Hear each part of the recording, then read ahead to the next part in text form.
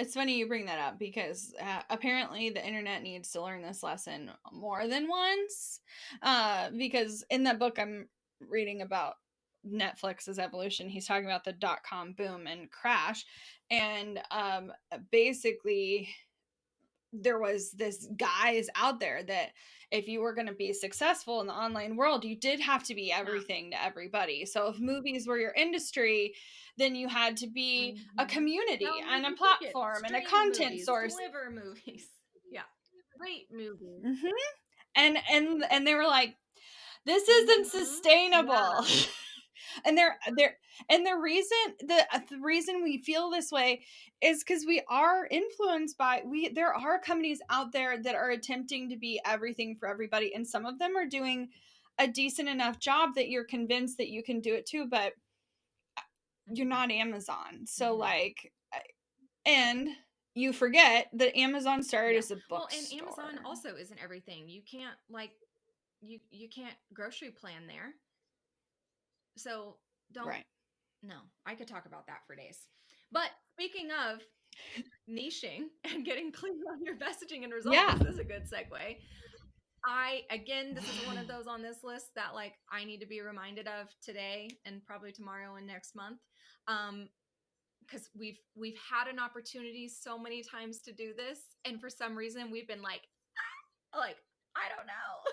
But it's the mistake of, or what I wish we had done differently, or if I were starting over, here's what I would do. I would not be afraid to go all in on one niche messaging or result that we serve for people, period.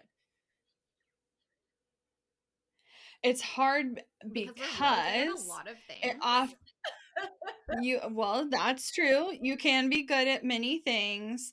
Um but you also can get in this cycle where you're scared to let go of certain products because then you feel like all your eggs are in one basket and you want to diversify. And if I want to remind myself of a lesson we learned years ago, and we just need to keep this in the back of our minds. Okay, yes, you do want to diversify your income, but your diversified income doesn't all have to come in the form Right. of your business. And so your business, how you spend your time, can be in one clear way, but maybe you also make money on investments. Speaking of, my financial advisor is literally calling me right We're now. busy. Maybe you make money on investments, and that you have a financial planner that like you literally equip with your money to have them go do something with. I think we're in this world where we're like, oh well, we need 7 streams of income, and then we think we got to fit them all in the box Right. of our business.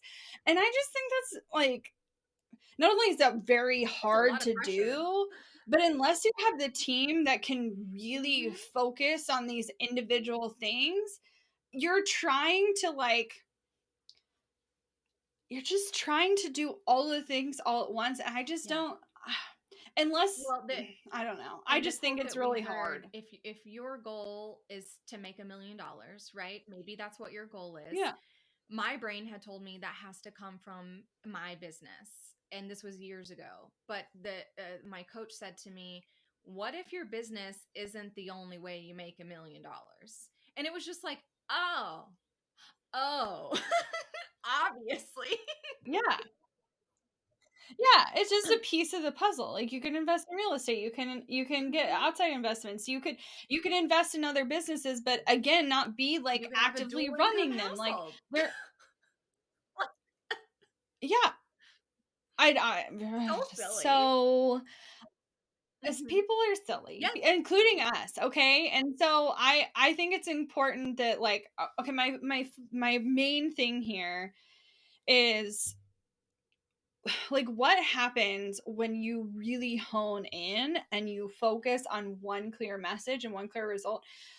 I think there's so much opportunity to grow faster but in a more Right. sustainable way because you're not Right. creating product Well, and confusion. it's the best way You're to start to build a business that you actually love, right? Because I feel like every service provider goes through the growing up phase of offering all of the services to all of the types of clients. And then maybe you narrow down your services, but you're still offering it to all the clients, or vice versa. And then there's one more growing up phase of like, nope, these are the type of people I want to serve, and this is what I want to offer. And it's that right there that I don't want you to be afraid to go all in on, because having clients not book is not a bad thing. No, it's not. We literally had that conversation with someone yesterday. She's like, "Oh, well, like She went from my 100% close rate uh, to a 50% conversion close rate went rate. down." Yeah, and it was like, I don't know why we convince ourselves that closing less people is bad when we become more clear on who we're ideal for, when we become more clear on who's the best fit to work with us, because you're creating less Yep. headaches on the back end.